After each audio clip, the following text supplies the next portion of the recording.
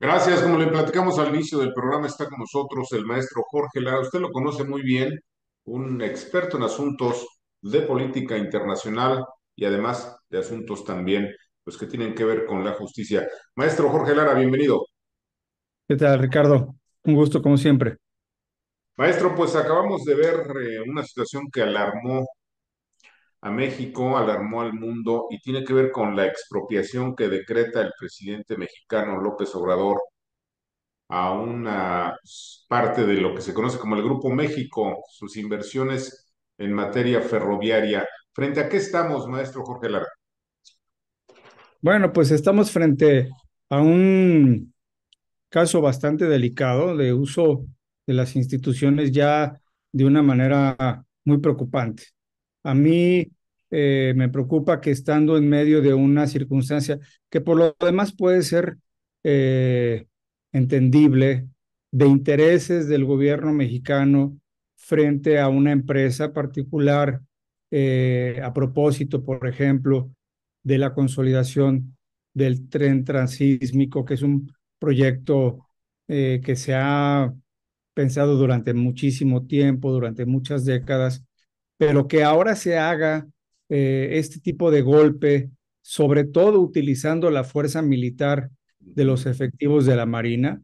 A mí me parece que eso ya habla de un resorte autoritario muy preocupante cuando existen otros elementos, tanto de orden jurídico como de orden de negociación, que tendrían que haberse agotado previamente, y esto puede ser un antecedente bastante grave en lo que todos nosotros queremos para nuestro país, que es un orden constitucional, pacífico, civil.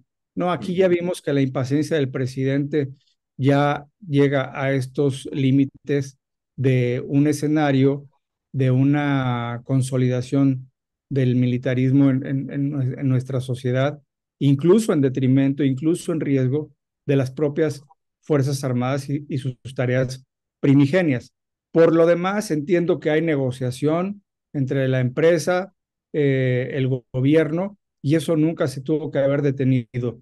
Lo que sí es un hecho es que con este paso tan delicado, pues se pone en riesgo, ya lo han dicho las cámaras empresariales, pues la inversión, un contexto tan importante y de tantas oportunidades para nuestro país como es la relocalización o nearshoring, que podría importar inversiones, empleo, competitividad, educación, innovación, pues quienes toman decisiones a nivel mundial, este tipo de acciones no les parecen lo más sensatas ni lo más adecuadas. Parece que se quiere matar a la gallina de los huevos de oro antes de que ésta venga a nuestro país. Precisamente sobre el tema de la militarización, maestro Jorge Lara, una de las promesas de López Obrador fue regresar a los militares y marinos a sus cuarteles, no lo cumplió y de pronto dijo, bueno, pues es que cambié de idea. Pues sí, pero la idea es radicalmente contraria. Hoy vivimos una total militarización del país y encima, bueno, pues estas expropiaciones que se llevan a cabo precisamente con la fuerza militar. ¿Qué más vamos a esperar que hagan los militares en este país, maestro Lara? Lo vimos en las reformas del Viernes Negro, Ricardo, Ujú. se está Sí. generando un contexto pues amplio para que las Fuerzas Armadas se hagan cargo de tareas civiles. Por ejemplo, el Tren Maya, por Ujú. ejemplo, el darles una aerolínea, que podríamos llamar Aerosedena, Ujú. ¿verdad? Y que en la medida en que, de acuerdo a los intereses del gobierno, se advierta que se justifica la entrada en áreas productivas, en áreas que son propiamente de particulares, pues entrar con la fuerza del ejército. Esto rompe, por supuesto, el orden constitucional. Esto Ujú. rompe con la excepcionalidad que dispone el artículo 129 constitucional, y yo espero que pues las pocas líneas de defensa que hoy nos quedan, como por ejemplo la Suprema Corte de Justicia de la Nación, restituya el orden, restituya precisamente los límites para el uso de las Fuerzas Armadas, porque prácticamente ya están en todos los ámbitos de la vida pública. Sin embargo, maestro Jorge Lara, la Suprema Corte también es objeto de embates ya abiertos, directos, provocaciones, pues al mejor estilo de las dictaduras, una persecución contra la ministra ordenada desde pues lo más alto del poder, eh, y bueno, pues los gobiernos de Morena, golpeadores frente a la Corte. Parece que se pretende someter a la Corte, que es, como usted dice, nuestro último reducto. ¿Qué va a pasar ahí?